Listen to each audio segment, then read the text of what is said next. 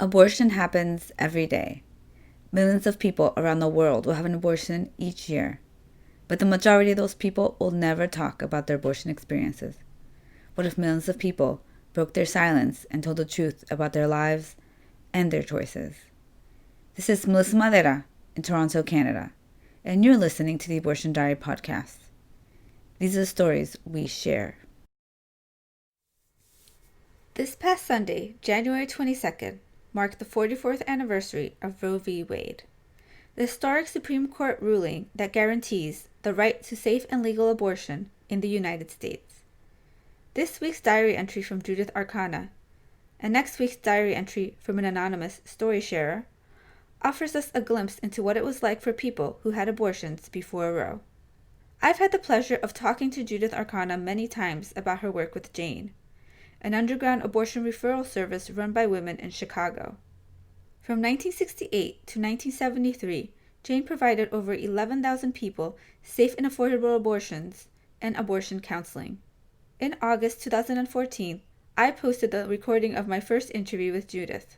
In the second interview, she talks about who performed abortions for Jane, how she learned how to perform abortions, and how women were counseled by the service.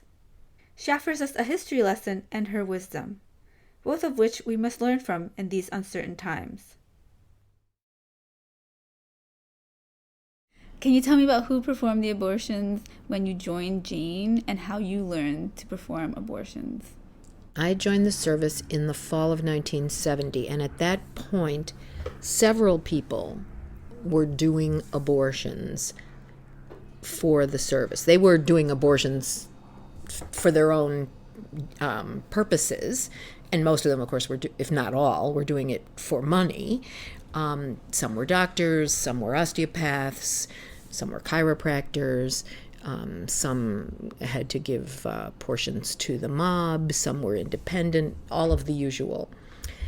And by the time I joined, the Janes had learned about some of the bad guys and were no longer even interested in knowing, in dealing with them, of course. And they had a small set of people who were really good. They treated the women well, they were skillful, and they all cost a lot of money, so it was very difficult to get enough money. And one of the people that the service was working with was the guy who wound up being our main provider, as we say now in the 21st century, the abortionist we worked with the most. At some point by the end of that year, I'm guessing, I'm not positive about the timing, became our exclusive provider, with some very rare exceptions where the timing didn't work or he was out of town or something like that. And he not only was an extremely skilled abortionist who treated the women and girls very well, but he thought that what we were doing was a good thing. So he shared a worldview, so to speak, a political position with the Janes. Plus, a couple of the main Janes, who were sort of his handlers, so to speak, the people who would deal with him because it was a secret, or as much as an open secret can be a secret.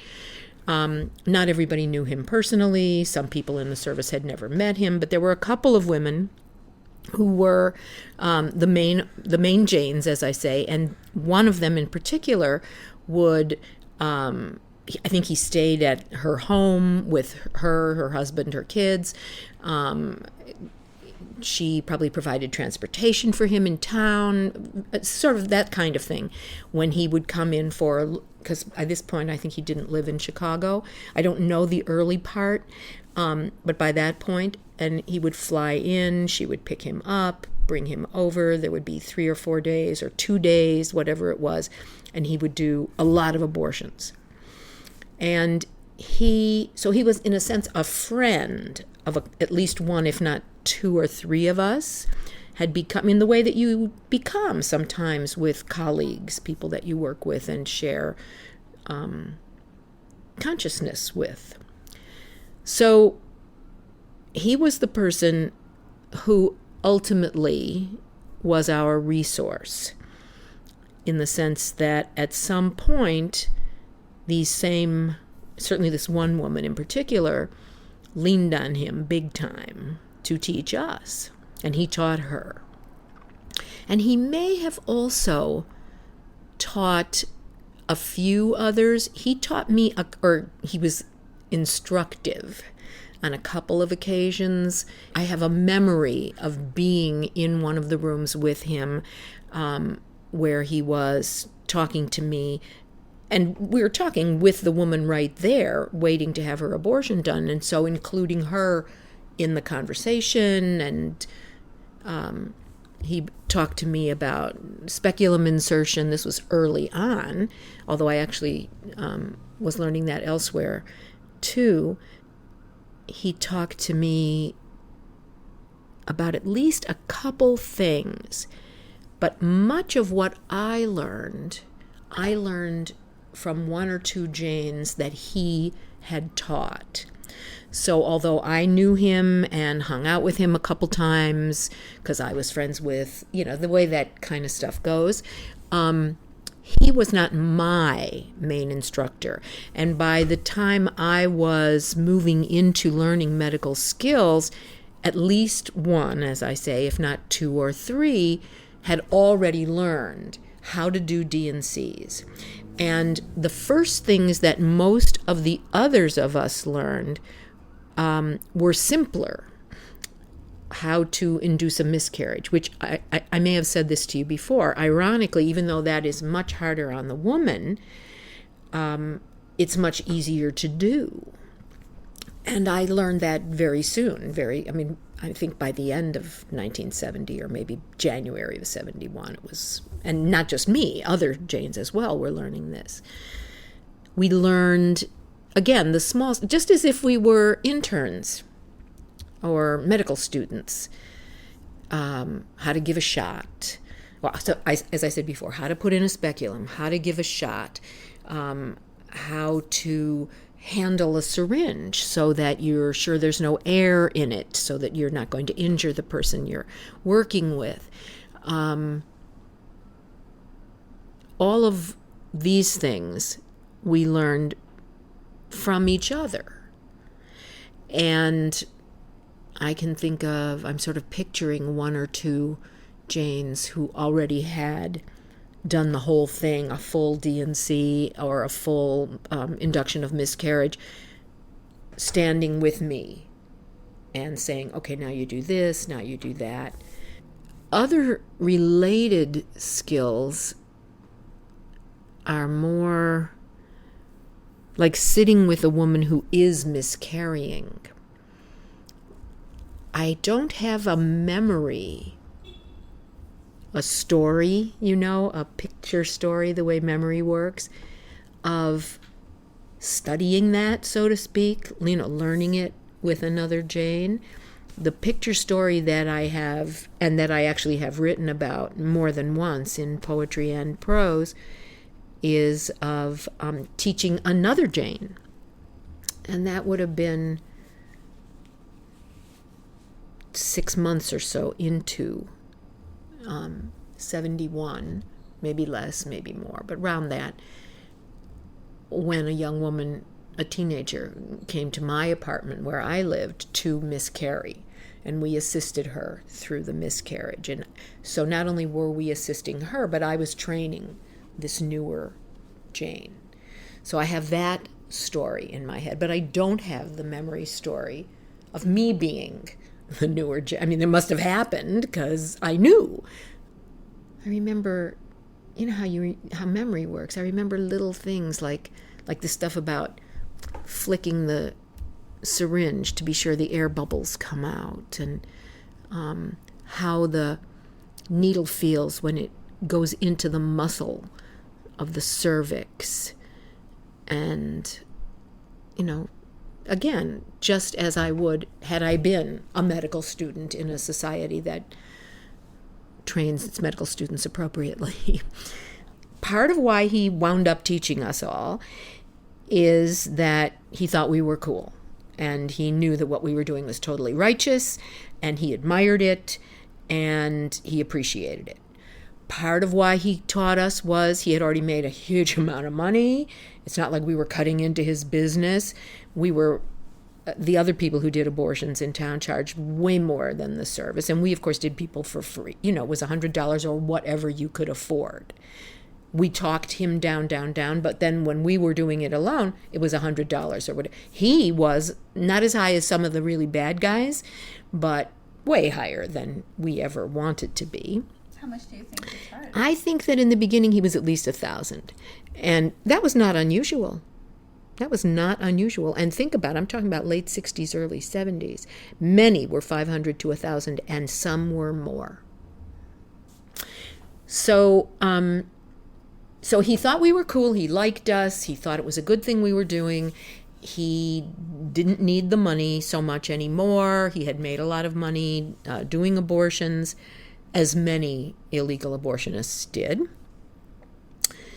The word on the street was that the mob was after him to get a cut because they wanted a cut from everybody who was working.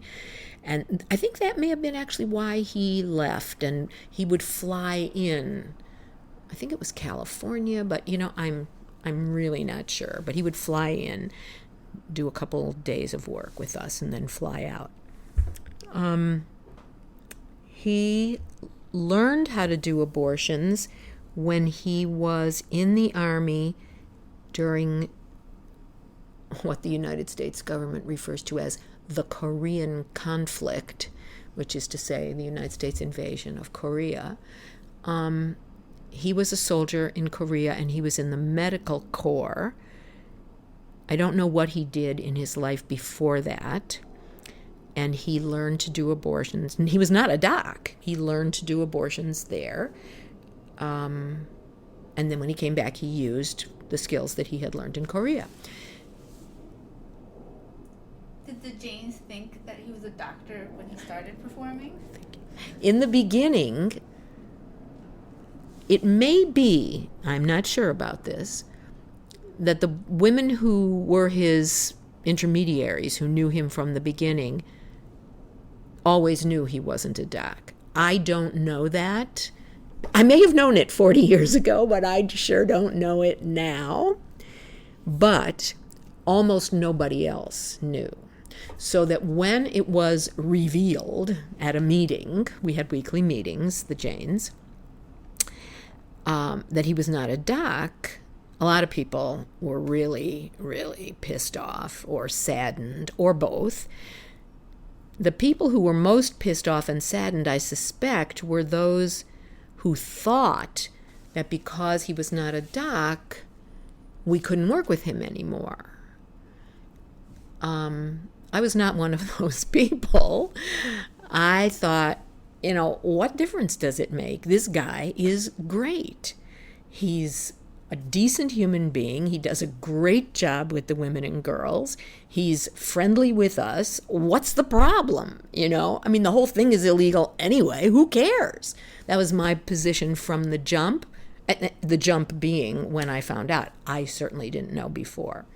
So that was a big scene. I actually wrote about that. That's in one of my stories. I created dialogue, some from whatever memory may be in this world. And as history has explained, the ultimate decision was, of course, we're going to keep working with him and lean on him to teach us. And he did. And then we taught others of us. And by the time the service was busted in May of 72, I think that easily 2/3, maybe 3/4 of the Janes had some medical skills, if not enough to do an entire procedure of one kind or another, each woman herself. Because we were completely self-sustaining, and there were, on any given working day, 3 or 4 Janes doing abortions, as well as people driving, people working at the front, and so on.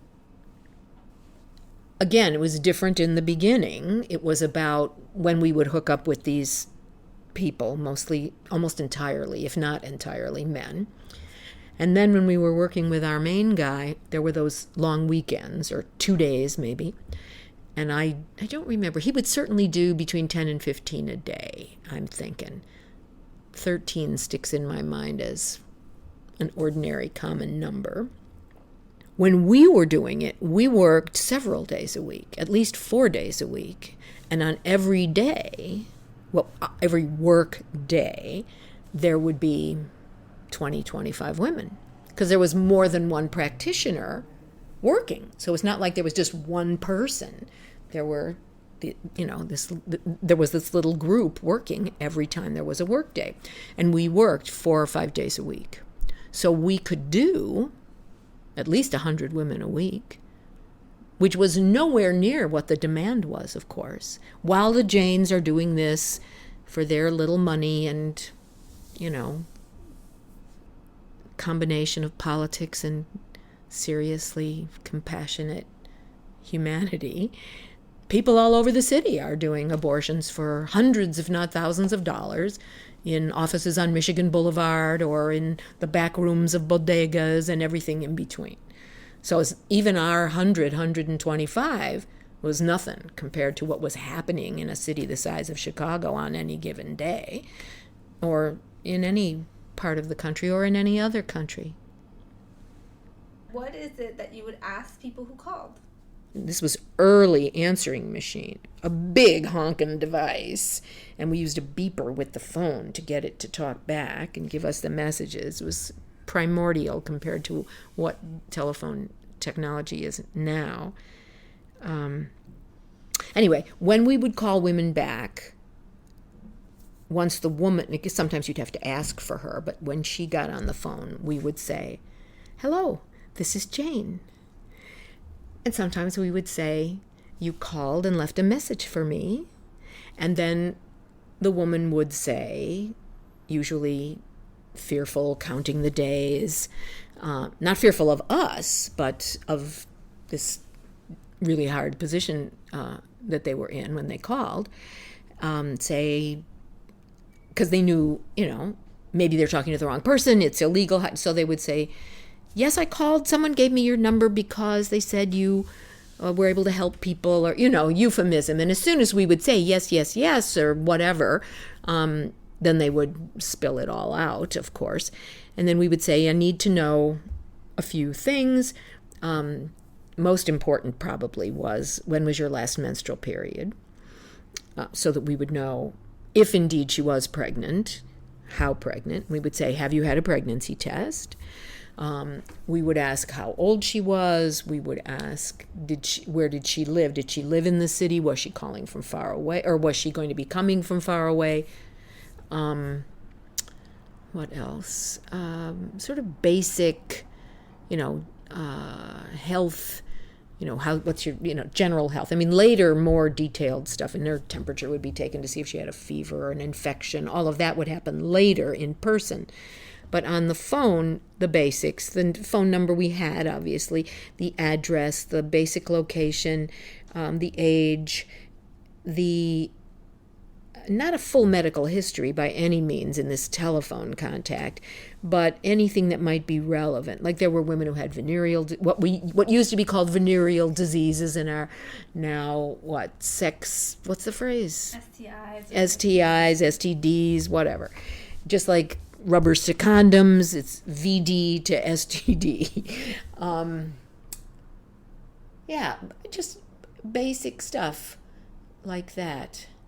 And we put it all on the woman doing this was callback Jane. That job was called callback Jane.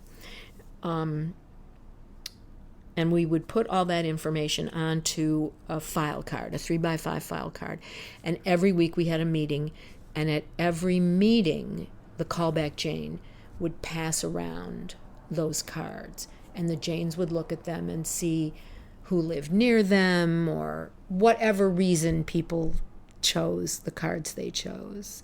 But all the cards had to be chosen, and so sometimes some would go around for quite a long time because it was obvious that this was someone in serious trouble, and everybody thought, "Oh no, please, I don't want that one." But somebody always would take them because You couldn't not. So. Thank you. You're welcome. If there's anything you'd like to add, you're more than welcome to.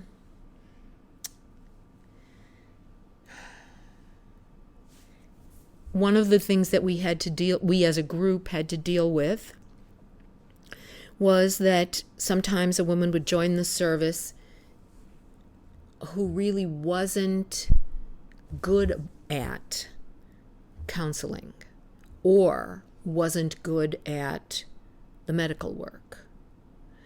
And because we were this underground outfit, it was very difficult for us to figure out how to say, you know what, this isn't good.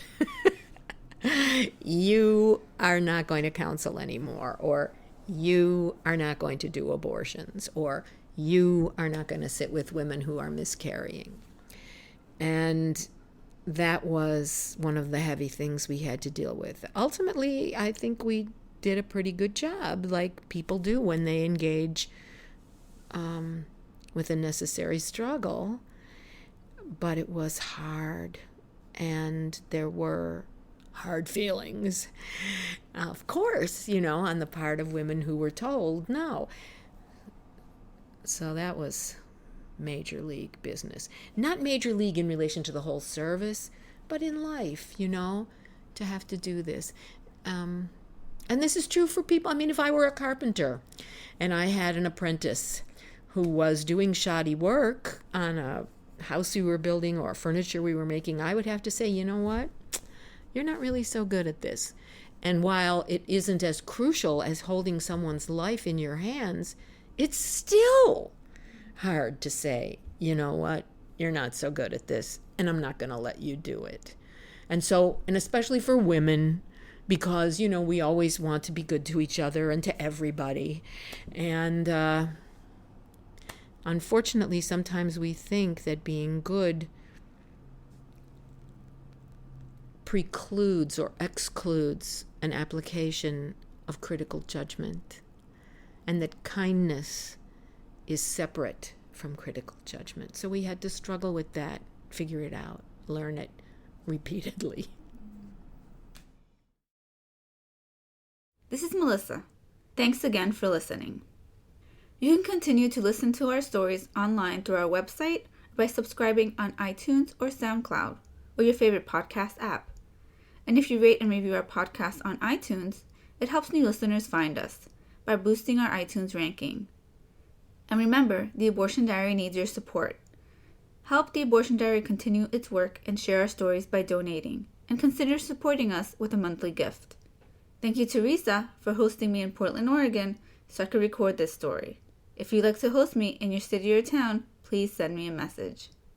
I'm currently in Toronto, Canada, and look forward to visiting your city or town soon. I'll be back next week with a new story. New stories are posted every Tuesday. Until then, you can find us on Facebook, Twitter, Tumblr, and Instagram.